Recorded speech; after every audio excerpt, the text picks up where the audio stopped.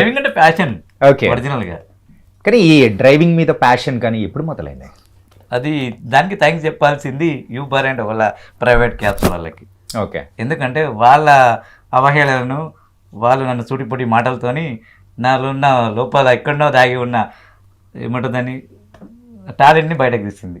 అంటే ఏమన్నారన్న, ఎక్కడ ఇట్లాంటివి మొదలయ్యాయి? జనరల్గా నేను ఎక్కడికైనా బయటకు వెళ్ళాలంటే ఆ. క్యాబ్స్ ఆర్ ఆటోస్ వెళ్ళాలి. ఓకే. ఇప్పుడు ఆఫీస్కి రావాల్సిన నేను ఎక్కడైనా Yeah. ఎటు పోవాలనుకున్నా, మ్మ్. అప్పుడు ఏమవుతుందంటే వాళ్ళు నన్ను చూసి క్యాన్సిల్ చేసిన కొన్ని వందల సందర్భాలు ఉన్నాయి.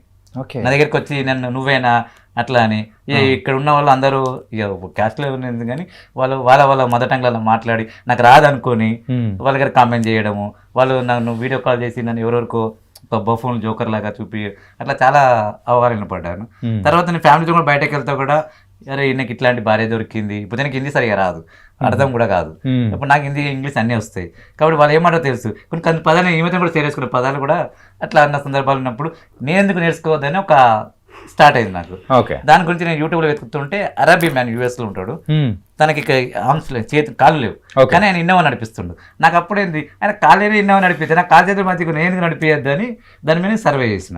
Okay. సర్వే చేస్తే బెంగళూరులో ఒక అబ్బాయి జానీ అని ఉన్నాడు, మ్మ్. తను కలిశాడు.